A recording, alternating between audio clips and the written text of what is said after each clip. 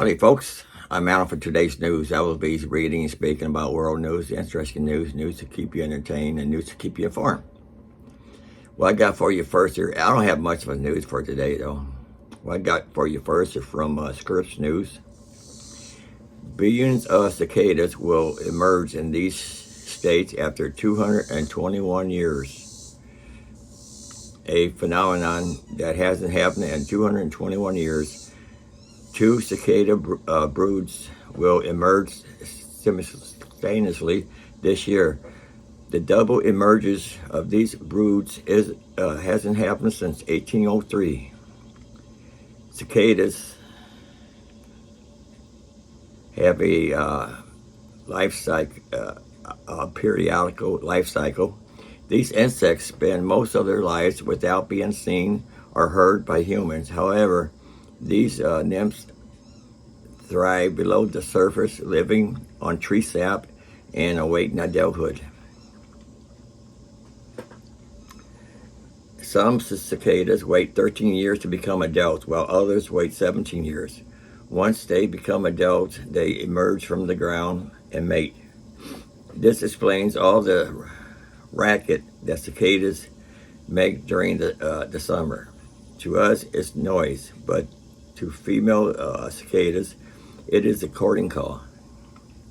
It is a statistical rarity for cicadas who reach adulthood at 13 years old, and cicadas who reach adulthood at 17 years old to emerge together. This event will not happen until 2045. Scientists that periodical life cycles are an evolutionary response. Cicadas might emerge at distinct periods as a means of both avoiding predator life cycles as well as protecting against brood hybridization.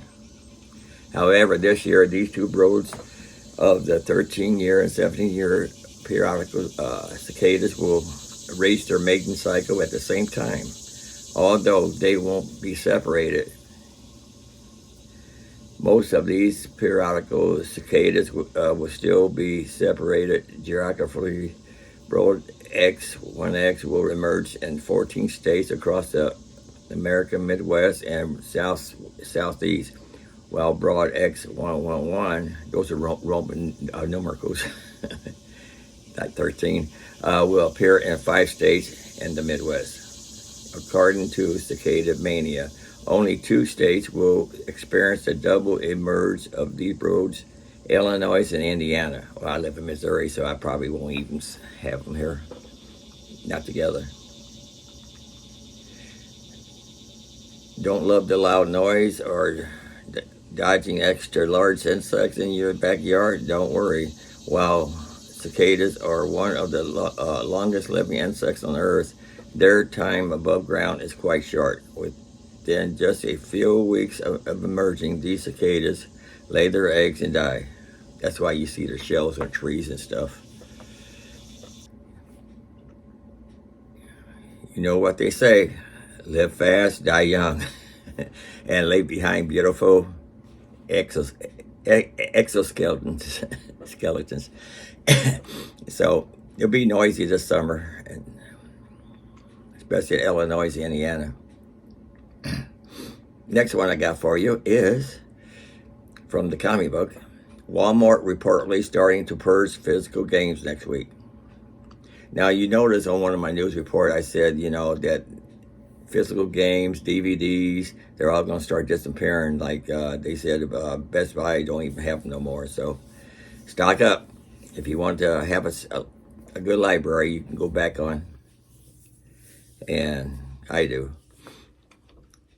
You can still buy DVDs at Walmart for $5. Anyway, it said here Walmart is reportedly going up to start getting rid of some of its physical video games. We are in a digital age now and have been for quite some time, but now we are starting to see the full ratification on physical media.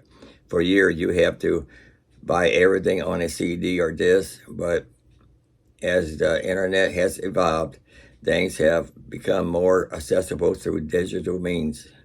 Songs, movies, and even video games have been easy to download in a matter of hours, if not minutes. For video games, you no longer have to go to the store.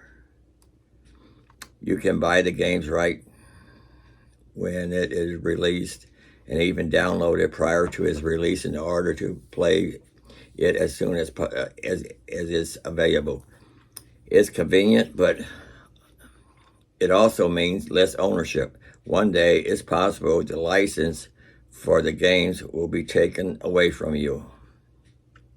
We've seen with things like PT that they have the power to make things completely unplayable unless it is already installed on your hardware. Interesting.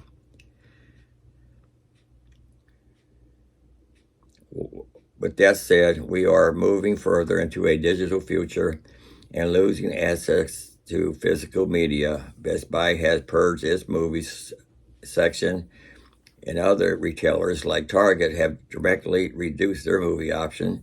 It also, it looks like video games may be next.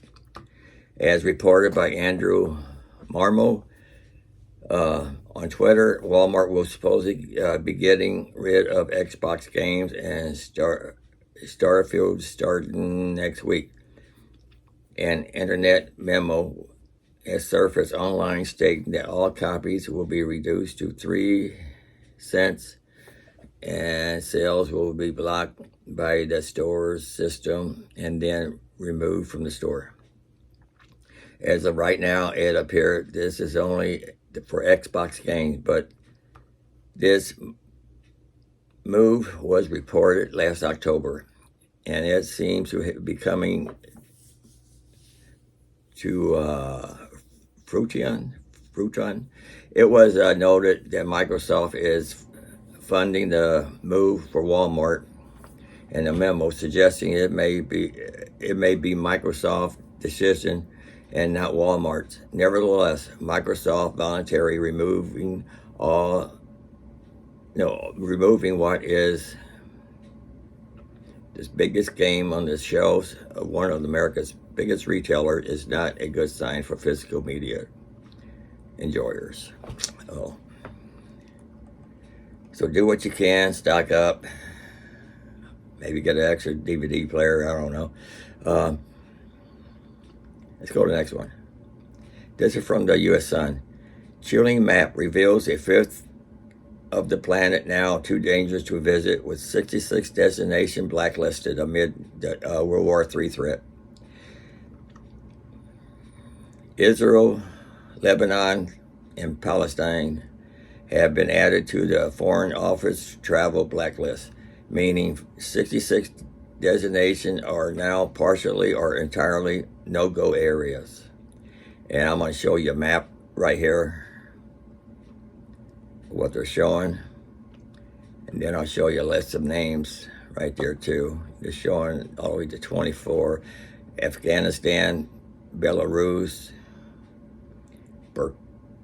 Burkina Faso, wherever that is, Central African Republic, Chad, Haiti, Iran, Iraq, Israel, Lebanon, Libya, Mali, Niger, North Korea, Palestine territories, Russia, Somaliland,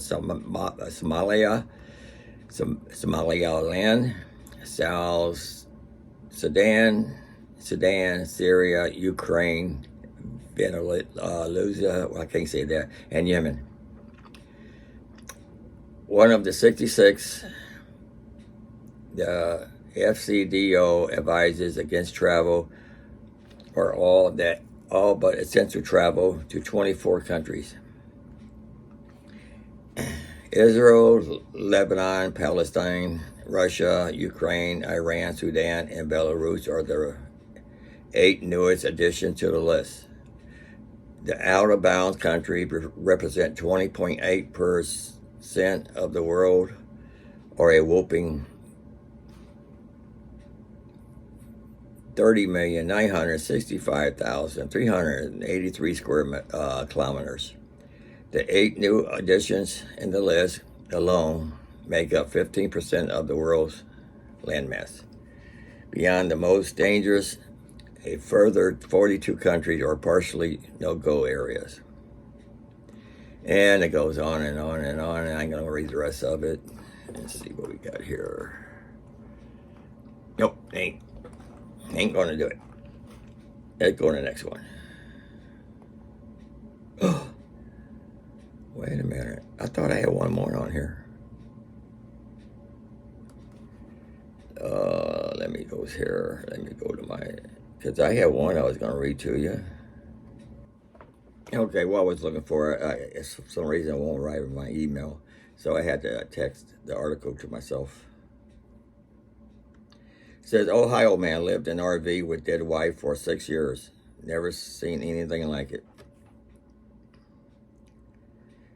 Have to read off my tablet. An Ohio farmer who died in late December had been living in his RV with his dead wife for 6 years, reports from Cleveland 19, WFM J21 radio, and WKBN 27 radio. In early January, Robert Reeves' son, John, 29, told the Columbian County Sheriff's Office that his father, 70, died inside his home. This is from People magazine. In his home on his farm, Nestle Creek Farm and Nursery in Salem, Ohio. After John reported Robert's death, he told authorities that there would be another body on the property, reports the radio station. At first, deputies weren't able to find the other body on the 40-acre farm. However, Sheriff Brian McLaughlin and another officer spotted an RV behind the barn and found Robert's wife clearly dead body inside the vehicle. John told the investigators that his father died on December 31st and had been living inside the trailer with the body of his dead wife, Peggy Ree. Their son said she died in 2017 at age 64. The sheriff's office reported that Robert had been caring for Peggy's remains by himself for the past 6 years, reports from the radio station. The sheriff said that the body was surrounded by herbs, wrapped in a blanket, and was well preserved at the amount of time that it has been deceased. I've been doing this for almost 34 years and never seen anything like it, Sheriff McLaughlin told the radio station. I have never seen a body that has been gone that long and still dead intact. We've had bodies that have been gone for much, much less time and had next to nothing left. Both Robert and Peggy appear to have died of natural causes, reports from the radio station. The sheriff's office sent Peggy's body to the Columbian County Coroner's Department, which was then transferred to the Cagunga County, I can't say that word, medical examiner's office. The office evaluated her body for a case of death, cause of death, and an approximate date of death, confirming that she has been deceased for 6 years, reports the radio station. John informed authorities that Robert and Peggy were devoted Quakers and wanted to be buried at the same time, per the Cleveland.com.